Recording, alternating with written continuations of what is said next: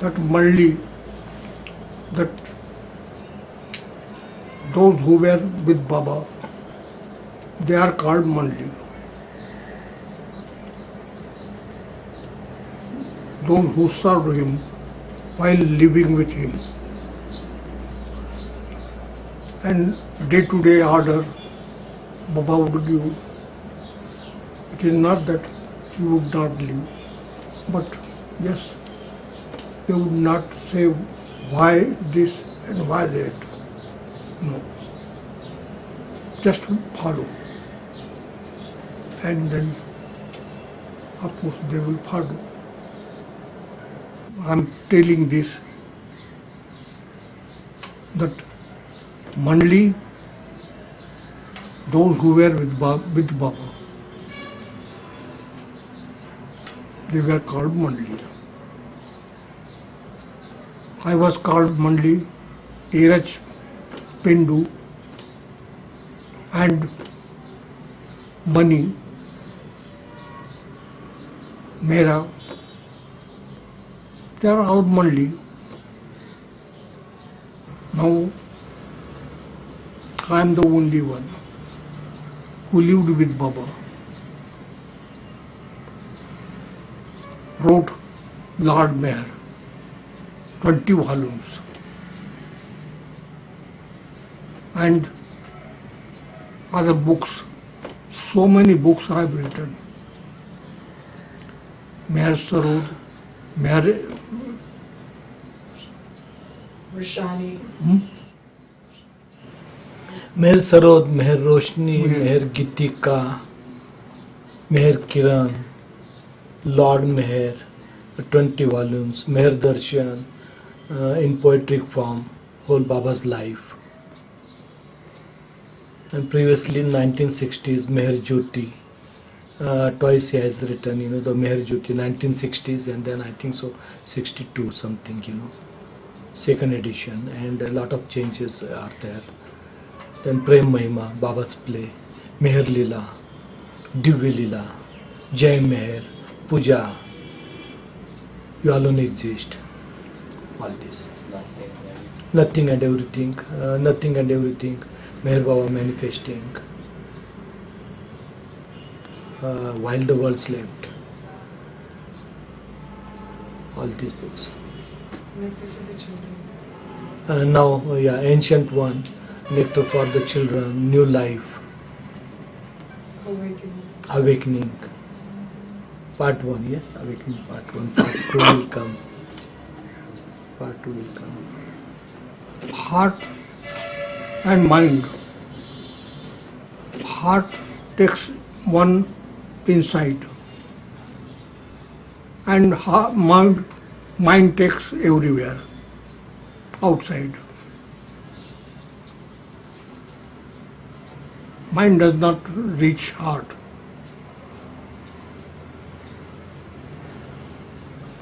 So about the Mandali members, they had to listen to Baba from their hearts? Yes. And we did not know. Now we use my mind, but this mind is secondary. First is heart. Whatever heart says, we just follow.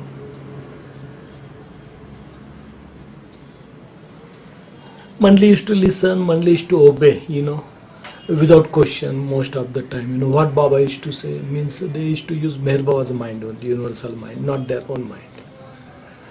And who remains for longer period with Meherbaba, in his close one, they are the Mandali member. They are the Mandali member. Obedience. I learnt just to obey Baba. Since then, nothing. Thoughts will come in my mind, but I will not obey the thoughts. I will obey him, whatever he would say. The heart. Heart. Everyone, just follow whatever he would say. Just follow. And to follow him is not easy. many king, and from Pune, everywhere. So, but they could not, they would ask different things. But Baba would say, you tell. Other Mandali members, they were there. Iraj, he was the Mandali member. But you just reply.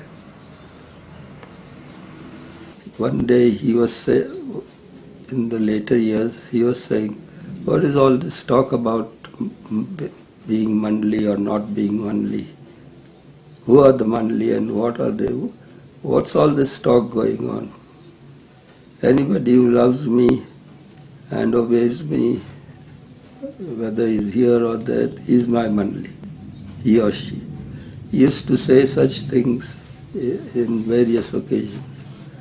But later on, Baba specified that those people who are staying close to me, following my day-to-day orders, and in my close physical association, and who love and serve and obey me in all respects, and with whom I feel at home, they are my Mandali. So there are so many things that go to think that so and so is a Mandali and so is not. It's none of our business. Neither did Dheeraj ever assert himself to be a Mandali, or any of the Mandali did that, for that matter. So their focus was on the Lord, and they gave no importance to themselves, and just wanted people, tried to guide people in the same way. They felt that they were just pointers to Baba, nothing else. That's what they felt in reality. So at least that's what Dheeraj used to say to us, that I'm just a pointer. Don't look at me. I'm nobody. Don't let your focus be only on the Lord. So that's how the Mandali used to guide people to be with Baba, to be all totally focused on him, and not to let their minds be diverted to anybody else or anyone, and give any importance to other than Baba. Yeah.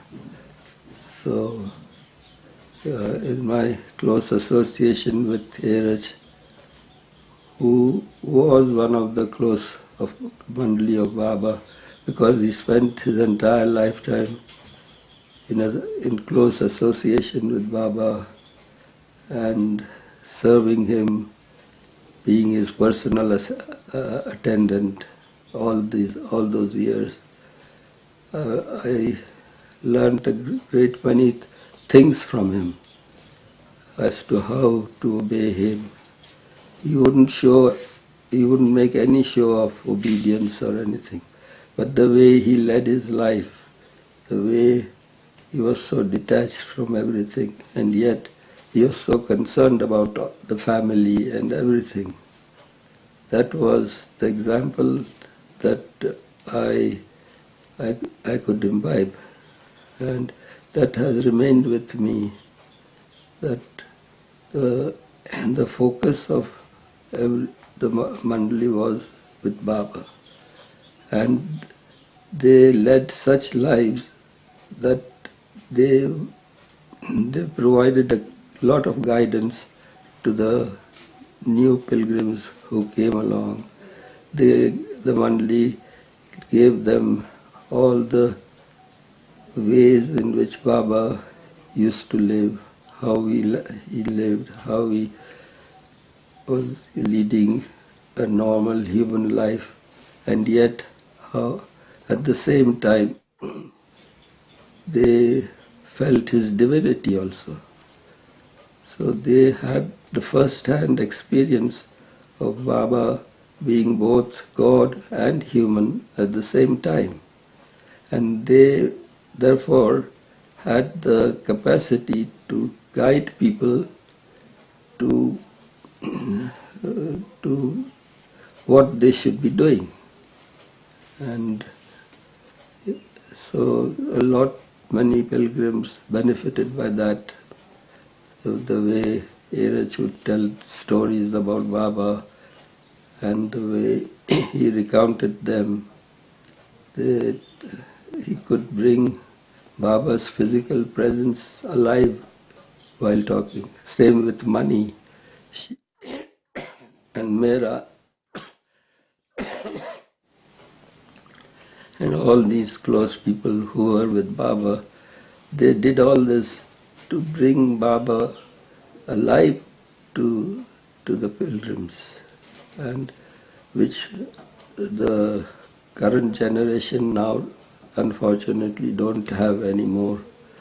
So they have left this legacy to us to follow what they have said, that to be focused on Baba, to love him, to serve him. This was 1972.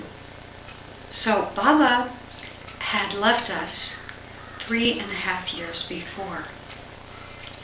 So here I come tumbling into Ahmednagar, knowing that I'm going to meet the saints that I have wanted to meet all my life. I'm going to meet them. And who are they? And what will they be like? And will they accept me? Will they close their doors? Will they open their door? How will I be with them? Well, I had so much fear and so much trepidation about, was I worthy of meeting these extraordinary people? You know, there is no one more human, more loving, more open, more forgiving, more accepting than the Mandali of Meherbaba. Every one of them welcomed me, smiled at me, clucked over me, ooh, chucked my chin. They welcomed me and loved me,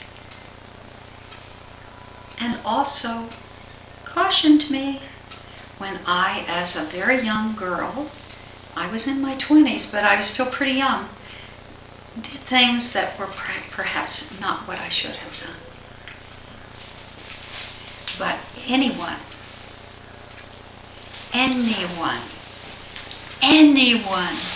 would have been treated exactly as I was, with love and attention and joy. They're just so accessible. You know, they make you feel at home. And the very first thing that was said to me by Baba's sister, Mani, she came around the corner onto the tin shed at Marazad and said, "Marilyn, there you are." Came over to me, threw her arms around me and said, "Welcome home." And as someone who has lived in so many places all over the world, because my father was an army officer and we traveled a lot, and I never really had a home, when she took me in her arms and embraced me and said, "Welcome home," for the very first time in my life, I actually felt there was such a thing as a home for me. And then she said, come with me. And I said, okay. She says, Mara is waiting for you. And I was astounded. And I was, well, can I just stay with you? No, you can't stay with me. Mara is waiting for you. You are the only Western woman here now.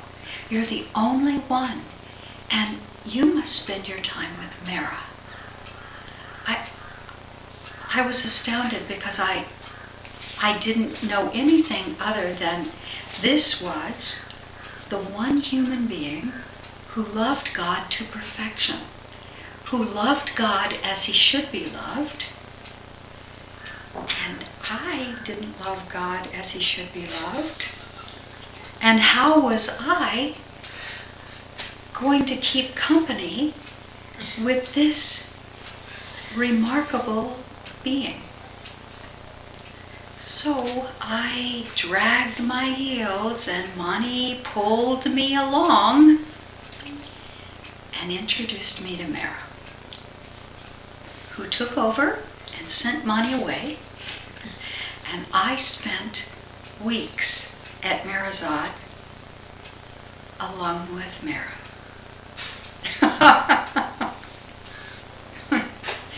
The Maharani of Baroda came, and she was going to take Mara, Mani, and Meru to Baba's tomb in her car. And so Mara said to me, you come too.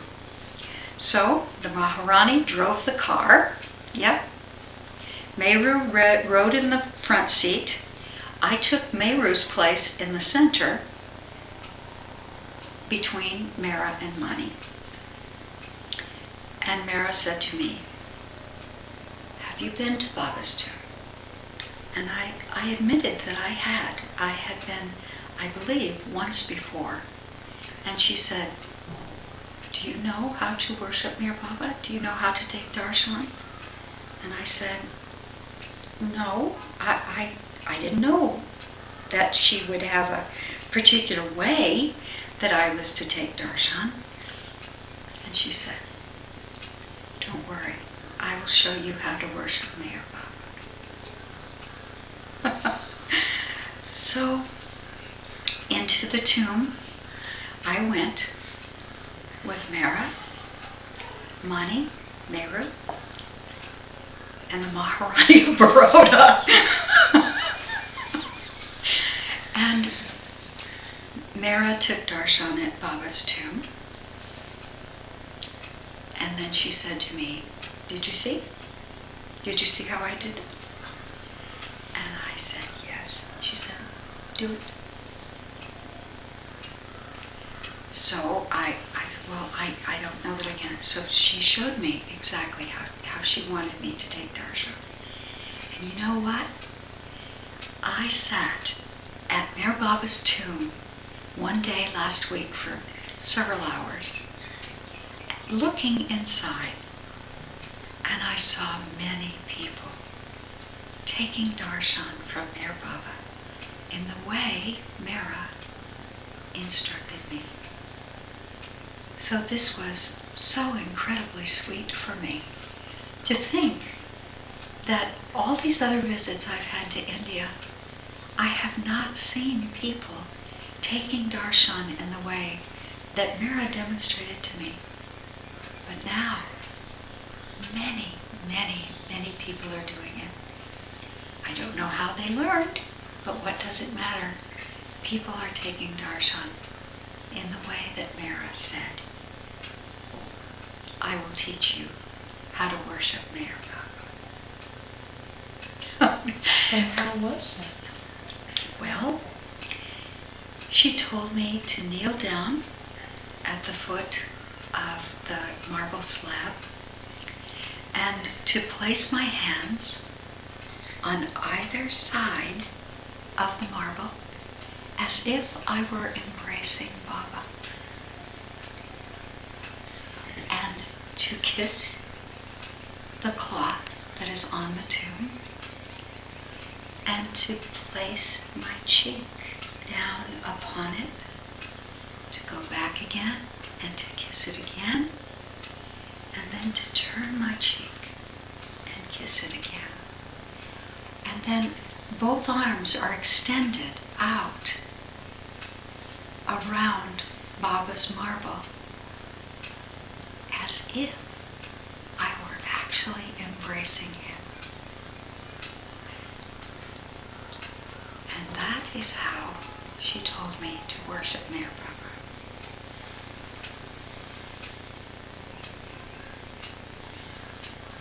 What I had with these Mandali members was friendship and joy in their company. And that is what I loved best about Katie Irani. Katie was elegant, royal, beautiful, beautifully dressed. Her hair always was in place. Her makeup was always beautiful. There was a smile always on her face, and a laugh, a lightness. Even when things weren't all that light, she could make everything shimmer. It was such fun to be with her. Thought right from the beginning that the thing is to cease giving importance to the self and focus upon the Lord. And that's what those people who stayed with Baba for most of their lives and spent their lifetime with him, they just were there to love, serve, and obey him.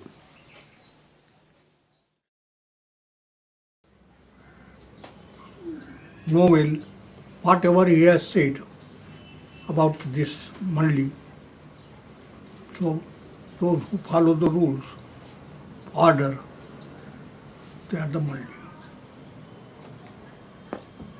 100%, not for selfishness. Here they come, so many come, and then they give talk. Only talk, but they don't follow that. They are not the Mandali.